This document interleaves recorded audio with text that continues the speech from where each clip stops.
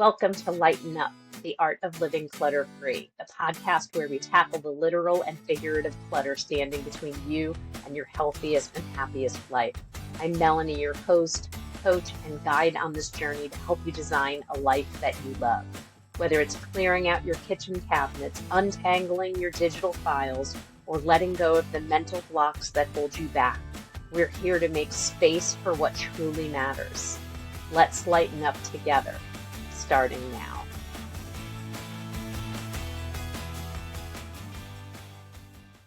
Hey friends, before we jump into today's episode of Lighten Up, the Art of Living Clutter-Free, I want to give you a little heads up. My guest today is Lisum, and she's a giggle coach. So we're doing something a little bit different. During our conversation, Teresa leads us through a sample of her laughter practice. But here's what I want you to know.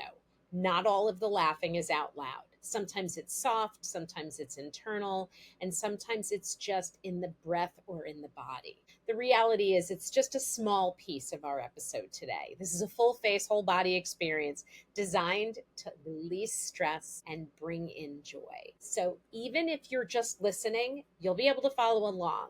And yes, you're totally invited to giggle with us. Hello and welcome back to another episode of Lighten Up, the Art of Living Clutter-Free. I'm Melanie, your host and coach and guide on all things clutter. This is another one of those special episodes where I have a guest today. Let me just say a little bit about her. Teresa Lisum empowers hot flashing, oh hello, that's me, world-changing women to burn bright, not out. As the host of the monthly Giggle Gathering and the Evolving Woman YouTube series, she mentors women over 50 to ditch burnout, reclaim their energy, and reconnect with their innate superpowers, stepping boldly into their next chapter with clarity, vitality, and unstoppable confidence. Do you resemble that paragraph? I'm not sure, maybe some of it, but I sound really good. I think you're really good. And I do want to say that one of the reasons that I brought you here is that I had been looking into laughter yoga and other variations of the healing properties of laughter. And then I feel like I manifested you because while I was thinking about that, we were in the same networking session one day and you said what you do. And I was like, oh my gosh, here she is. I found her. Cool. So, but I have a feeling that there are people out there watching or listening who heard Giggle Gathering and Laughter Yoga and rolled their eyes into the back of their heads. Okay. Maybe this will be the time where they really begin to understand the healing powers of laughter and smiling and all of those things. So first, take us through the process of how you got to where you are right now. What's your past? I don't know how far you want me to go. I was a teacher for 25 years, retired, had to find my way, find my new identity, find what I really wanted to do when I grew up. You know, I feel we're always on that journey of looking for what we want to be when we grow up. And hopefully we will never grow up 100%. But so I was able to connect in with a laughter yoga leader and trainer serendipitously. Like you manifested me, I must have manifested her. We were in two different states and she was telling me how she was hosting a training back in Ohio. And I'm like, oh, I live in Ohio. We were both in Florida at that point in time. And so it just all worked out beautifully. I was able to go to her training and then I had to pull the trigger and actually share it with people. That was like the next step in my confidence journey and pushing my comfort zone out. I mean, I've always enjoyed laughing and having fun, but to do it with intention and on purpose with a group of people I actually invited my friends first. So it was a group that was open and loving and accepting. And then it kind of grew from there. So that's been a fun journey. I absolutely love it. I used to do it quite frequently in person back in the day.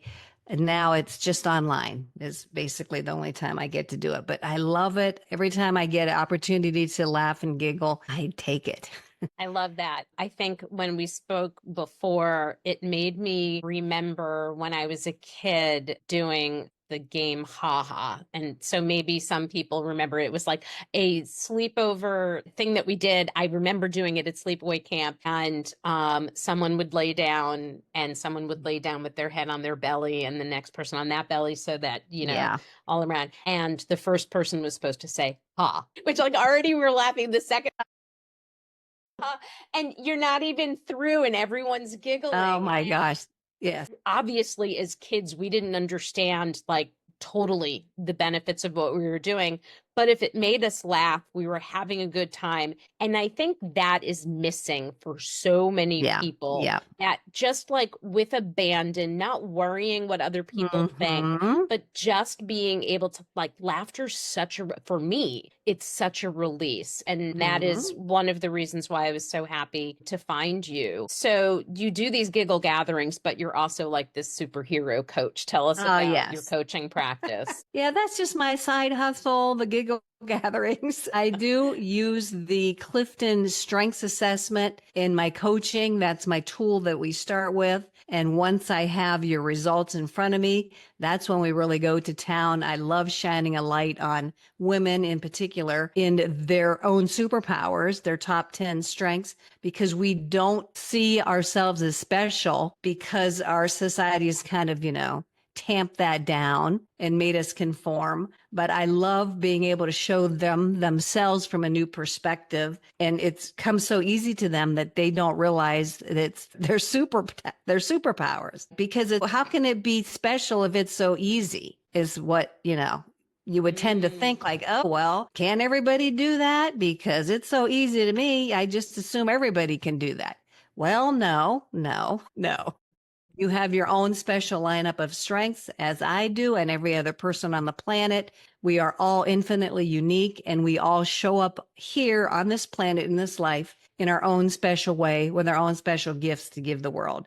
So I love shining a light on those special gifts and I'm going to use the word gift again, give that gift back to them. Like to me, it was a gift when somebody spoke about me from this awesome viewpoint as you did when we started. The first time I heard my mentor tell me who I was and how I was showing up in the world just by reading my strengths, it was like, who is he talking about? Like I couldn't comprehend that that was me that he was talking about. I mean, I've seen people cry and I've seen people's lives transformed when they are able to see themselves from this powerful perspective. I love that. So we're recording an episode that's probably not going to air until sometime in July. Mhm. But interestingly enough, the episode of the podcast that's dropping tomorrow, I talk for 15 minutes about how we're all superheroes. And so I talk a little bit about how, the rejection we've received is actually Yes. a superpower, et cetera, et cetera. So I like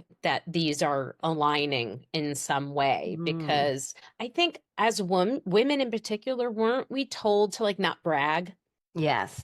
about Yes. what makes us special and different? Like we Exactly. really were asked to like bottle that up. Okay. Yes. All right. So that's helpful to know. Talk to me.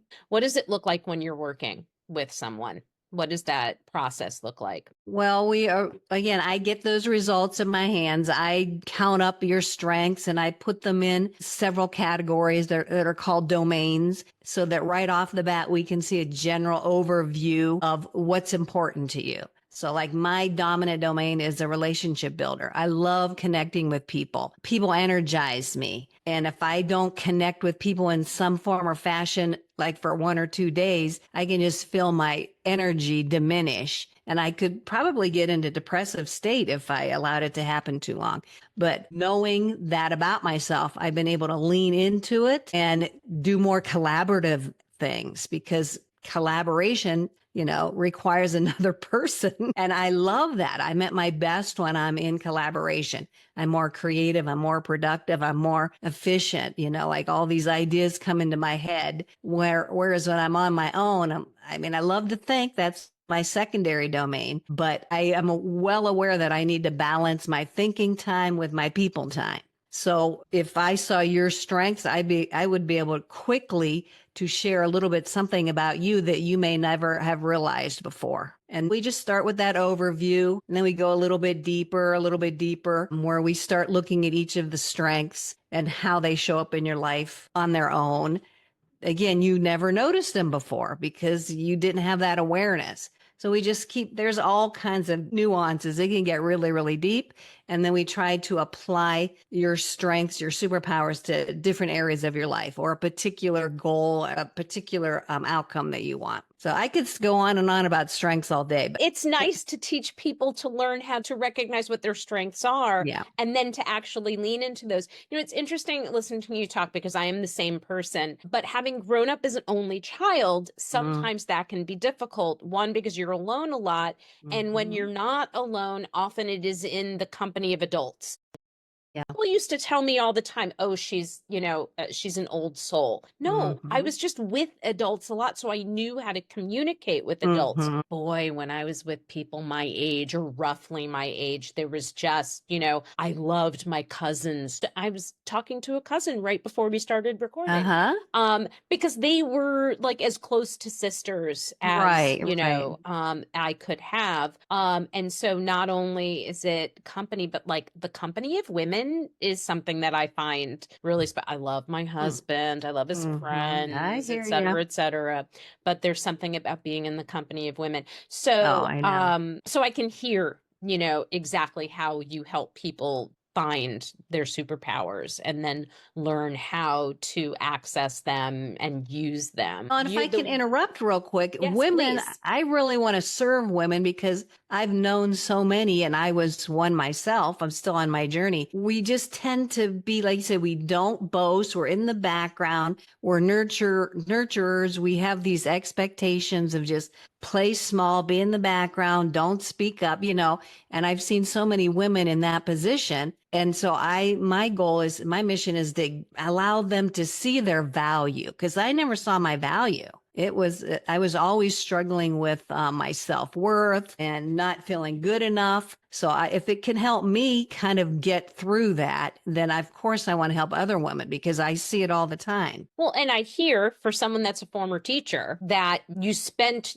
the early part of your career or the better part of your career, 25 years, in the service of others, in the service of Mm-hmm. kids. Remind me what you taught, what age group you were with? I taught all age groups from kindergarten to eighth grade in different Wow. capacities. What was your favorite age group? I loved kindergarten, first, second grade, because they're still in that spirit of learning and delight and enjoying life. And they laugh at everything. I love hearing my granddaughters laugh for no reason, or they just, have an expanded laugh that goes on and on for minutes and minutes. So I really love that age group. And then they start to really grow into their own and get molded and shaped and start to bring on some expectations and some baggage. And then they start to really change. It's interesting because I've been reading and listening a lot, and even I was a part of a workshop last week where the conversation often leads to that any of the self-limiting beliefs that we have now are actually based on the things that happened before we're even 7 years old, Yeah. which Yeah. to me means it's the adults that are around you that can Mm-hmm. coach you as a young child into having a strong belief system. So if you were blessed to have an educator like Teresa in that K through Okay. second grade, then there's still stuff going on at home. There's still Yeah. stuff going on the schoolyard, et cetera, et cetera. But when you have someone like that in your life, it's that much easier to have a strong belief system in yourself. And when we're talking about middle-aged women, we have so many self-limiting beliefs. We Mm-hmm. have all these lies that we tell ourselves Yes. that have been perpetuated over the years. Well, so those Yeah. kids were very lucky to have you. Thank you. I've accumulated a lot of baggage that I've brought through my life with me that I've had to, progressively let go of, change, transform. It's been a journey. But if you could, if any of us can get to those younger people early, then they won't have the problem we have of Right. getting rid of so many limiting beliefs. I talk a lot on the show about how I had been a competitive gymnast growing up, pretty high level. And my first real coach, like once I was on the team, I must have been about 8 or 9. We had these incredibly strict Soviet couple that were our coach, Mr. and Mrs. Oh, Rayson, not coach, not Coach Valentina, but Mr. and Mrs. Rayson. wow. And they were so scary. They never smiled. It was No. always not good enough. And so there I was, 8, 9, 10. When I was 11, my parents moved me to another gym where they were a little softer with the kids, not a lot, but a little bit softer. And I'm just reminded of like how fearful I was in that arena. Not fearful like that at school. Interestingly enough, I had really great first, second, and third grade teachers. I had a good fourth grade teacher. And I've also talked on the podcast about my fifth grade teacher who called me a jackass when I didn't come up with the right answer in math. And like, that was it. That was it. And both of my parents are scientists by training with PhDs and masters of science in many different areas. And in that moment, I was like, well, I guess it doesn't run in the family. Wow. And you took that on as my identity as someone who's not good at math. But what's interesting about it is I love numbers, but I don't like doing math with those numbers. I like, what's your birthday? What's your lucky number? Stuff like that. I like metrics and analytics to look at, but not to create them, because in my head, I am that 10-year-old in fifth grade. Mrs. Jacoby, I'm sure she's not alive anymore, but Mrs. Jacoby called me a jackass. And I guess I didn't tell my parents until so much later that my mother, maybe I blogged about it, or maybe I did a video, and she was like, she did what? Why didn't you tell us? Yeah, that's big. That is big. But like you said, and I just had this conversation just earlier this week, those little comments, she just went on about her life and her business and never thought anything about it. But as kids, we hear something that's purely innocent. That was not innocent, I will say, but just an offhanded comment from somebody, and we like embrace it and we own it and we make stories around it. And then it dictates a way that we might follow in our life. Like, it kind of gave you this story about yourself. And that saddens me. It happens all the time. I mean, that was totally wrong of her. Maybe she was having a bad day. You try to give her the benefit of the doubt, but whew, man. I wasn't a jackass. There may have been times where I was acting out and may have looked like one, but you don't call a kid that. Exactly. Even your own daughter or son, you don't call kids that type of name. Well, that's a whole nother conversation. But I mean, but here we are. You serve women, in the middle and second half of life. I serve women in the middle and the second half of life. I know the people that we encounter struggle to help people understand their value, their self-worth, that they actually deserve great things, because we're still fighting all of those things. But I asked you before we got started, can we show people what it looks like to be in a giggle gathering, which you do? It's a 30-minute thing, right? Yeah. But we're not going to do 30 minutes, but I want people to get an example of it. Can you guide us through? Sure. So I have a couple that are my favorite, but in the course of a 30-minute laughter yoga, and I've done it for an hour, if you can imagine that, an hour of laughing. And it's not jokes, it's exercises. We're just being silly and being creative and using our imagination, giving ourselves permission to be silly and let that inner child come out. So it's all about allowing yourself to step into these few minutes I like to think of it as a very mindful activity. You're in the present moment. You're not worried about anything in the past, nothing in the future. You're here right now, allowing yourself to act like a kid again. So for our viewers and our listeners, if you want to get into that with us, please join us. But if you're in person and even online, it's good to be looking at other people, seeing what they're doing. You can copy them. You can kind of communicate back and forth with your movements and your laughter. And it's very, very contagious. So whenever, just like a yawn is contagious, laughter can be very, very contagious. And even if you're not in the mood to laugh, you can fake it for the first little bit of time, and then it quickly turns into real laughter. Anybody who's listening, if it doesn't feel like the right moment for you, just listen in, watch, and see if you don't start to do a little bit of letting down that wall and doing a little bit of laughing. So we're going to start off with library laughter. So, when you're in the library or at the church or someplace you're supposed to be quiet, but then somebody does something funny and you're trying to stifle your laugh. So we're going to go ahead and do that. So, and I'll teach you the mantra here in a minute. So like,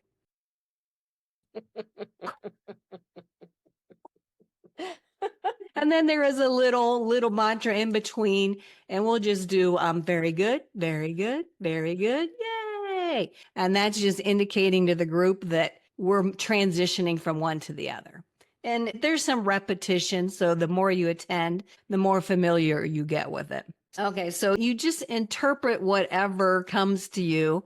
Like I just offer some suggestions. You can mimic me or not. It doesn't matter to me. So then I said, then you do a little mantra in between, and we're going to do cell phone laughter next. So I'm going to invite you to take your imaginary cell phone, and we're getting a call from our really funny friend, and we're just going to start laughing as we listen in on their conversation. Hi guys. All right. Bye. And then I usually throw the cell phone away afterward. Very good. Very good. Very good.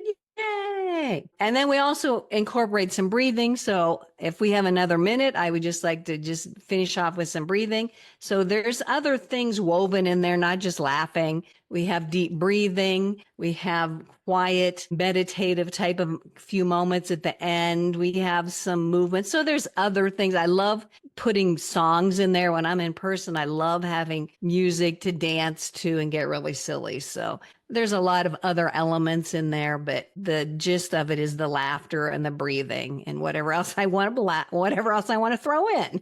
So I just picked one where it's called butterfly breath. It's one of the newest ones that I've found, and I really, really like it. So you can either connect your thumbs or not, but cross your hands on your chest, and then you just breathe in, maybe open up your hands just a little bit away from your chest, and then exhale them as they go back to your chest, and you just kind of slow down your breathing. If you want to, you can alternate your hands back and forth as you breathe. It's just a moment to recenter. Like I said, kind of slow everything down, bring yourself into the moment, and that's it. Then we go into another exercise. So it's this up and down, it's energizing and it's relaxing. So by the time you're done, you got all these things going on. It's really an amazing, joyous experience, but it's really an intentional thing. We're laughing with intention. We're laughing because we want to change our frequency. We're laughing because we want to send this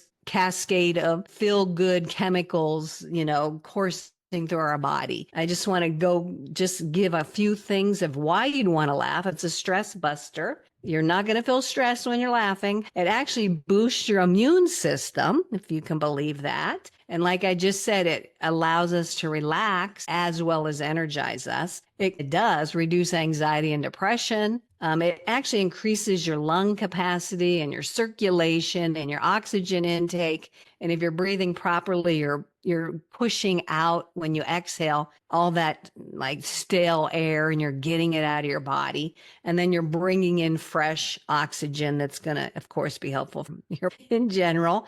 And it also has some cardiovascular benefits. It could lower your blood pressure. That heart flow is going to improve. People say it's like a mini workout for your heart and your muscles. So I always have water next to me when I'm doing it because I get somewhat parched from all that laughing. But it's a really fun mix of up and down, energized and relaxed. I absolutely love it. I think it's fantastic. And all the examples you gave are things we can all relate to. We've all gotten in trouble for laughing at the most inappropriate time in the most inappropriate setting. And we've all been on the phone, whether it's a cell phone now, whether it's through earbuds or it's my princess phone with like the very long cord. These are all experiences that we've had. I think there are so many opportunities for us to find places to laugh. Like I hear people all the time, I say it myself, that like if you're in a bad mood, just like a quick, series of reels on Instagram of babies laughing Mm-hmm. or Yeah. kittens and Yeah. puppies doing cute things, because sometimes we just need it super quick and Yeah. we're not trained to learn how to laugh without prompting. Yeah. And I've actually been watching because you can have your own laughter practice, which I've been trying to really do for myself. When I'm in the car, I will laugh. You don't need anybody else around. You can just laugh. I mean, if you have your emergency laughter button, you can just push that when you're in the car, which is your belly button, and nobody knows that nobody is around you. They just think, you're talking to somebody. So there's moments in your day when you can laugh on your own, and it is a muscle that needs to be exercised. So I laugh very, very quickly. I always say I laugh at the drop of a hat. So it's because I've practiced and it's easy for me to slip into that. But I've been in groups where people are just too inhibited. They're too adult-like. They're too afraid to let themselves be vulnerable because it's a very vulnerable position if you're, doing all these goofy things. And some people just will not do it. So it's not for everybody, but if you allow yourself to even be in that energy, which has happened to me a few times, you just let yourself be in that energy, whether you're participating or not, and it will soften you and you will start to feel a little bit differently, even if you're not really laughing. But yes, I've had some people grudgingly like, oh, I'm not going to laugh, And I remember I had this one gentleman, he was a facilitator at an event I was at, and I really admired him. I was a little afraid to take his workshop because it was all around writing and I didn't see myself as a writer. So when we were walking to the next workshop, he's like, oh yeah, I'll go to all the workshops, but I won't go to yours. And I'm like, what? Why? It was too vulnerable for him, even though in his writing, he was able to get vulnerable. But he said it was too intimidating for him to be with a group of people and start laughing. I was shocked. What do we always say? Like he takes himself too seriously, or, she Maybe. takes herself too seriously. I promise people I do not take myself too seriously. And part of that is because, like, I don't think anybody ever had to teach me that laughter is the best medicine. Yeah. Take the funny pill, whatever Mm-hmm. you need to do to make sure that you have a little laughter in your life. And I mean, I don't care where you stand on the world or politics right now. We all need more laughter Yeah. in our Yeah. lives. And don't we also say things like, you can't make this blank up? I'm just going to say it. It's my show. You can't make this Right. shit up. If someone starts the conversation with, you can't make this shit up, then what's coming after it, the intention might not be humor, but it's going to It's come going to out be. as humor in some way. I feel like there are memes and gifs and all these things that I send back and forth with my girlfriends. And I think that we spend most of our day hoping that the one that we send is the one the group laughs at the most. I sent the one that was the funniest. Like I win some kind of contest, but at the end of the day, we're serving each other by making Mm-hmm. sure that there is a Mm-hmm. little, laughter in our day. So Yeah. one of the reasons I wanted you to come on and talk about this is because I'm a clutter coach and I talk about removing the mental clutter. And sometimes it just feels too hard to remove it. So we need to do other things and practices like meditation or like laughter. And I love that you use the word practice because we're not meant to be experts in all of the things that we do. And if we call it a practice, we're more likely to be more willing to do it wrong. Right. As if there is any way to laugh wrong. You know what? My husband and I were in the liquor store around the corner at some point in the last year or two, and they were doing a tasting, and I was laughing with the rep from whatever liquor company it was.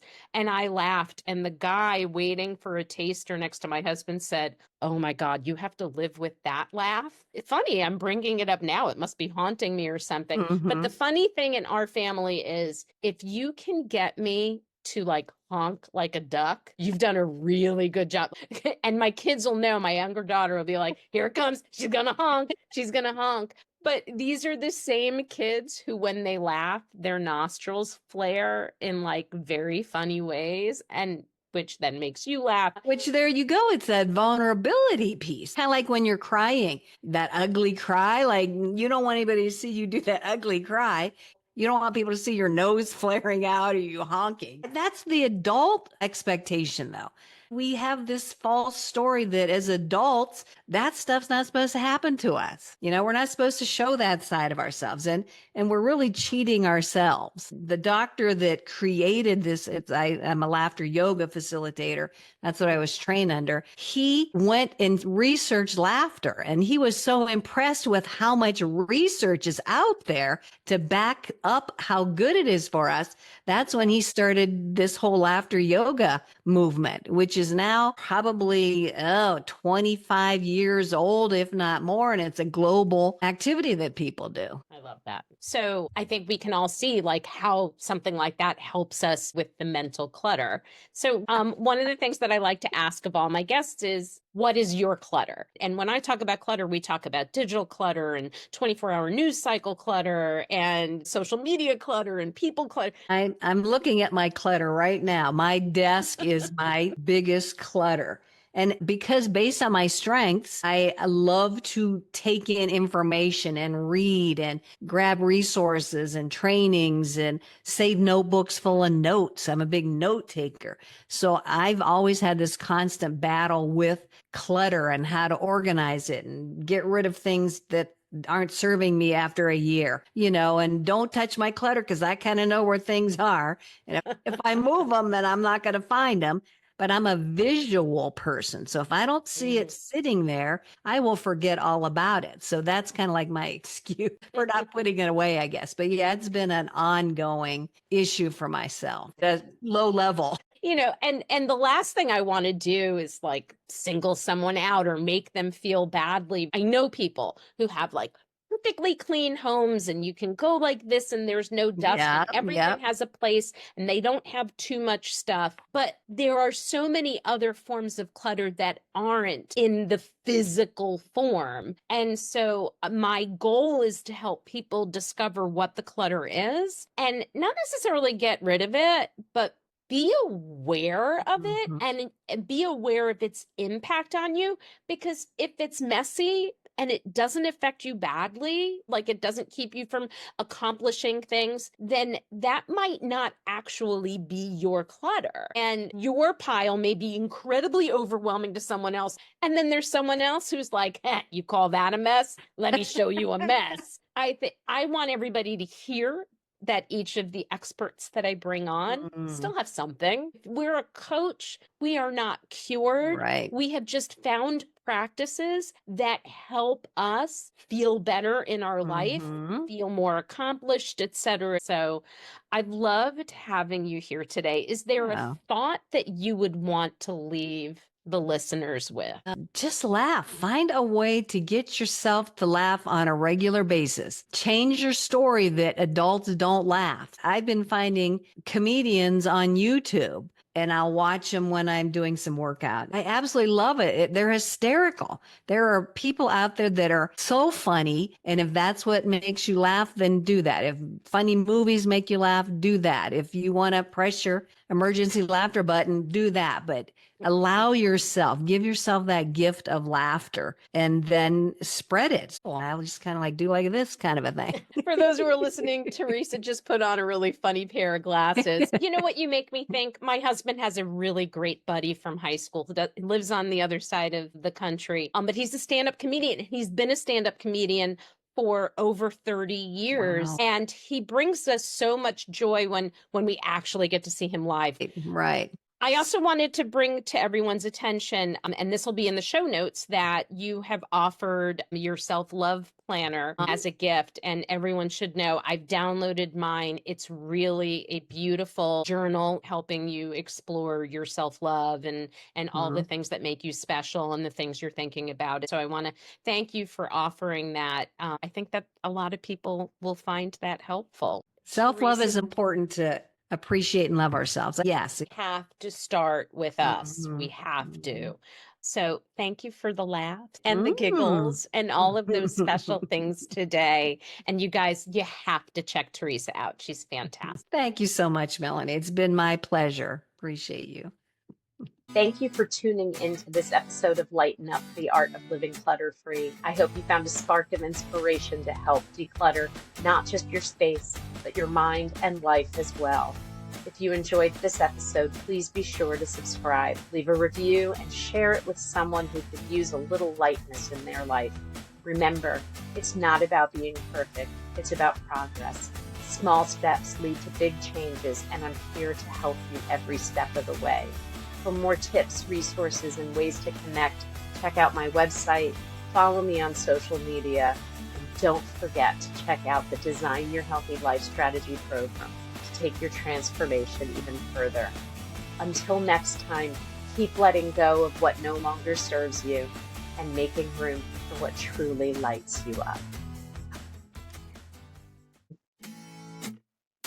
Thank you for tuning into this episode of Lighten Up, the Art of Living Clutter-Free. I hope you found a spark of inspiration to help declutter not just your space, but your mind and life as well.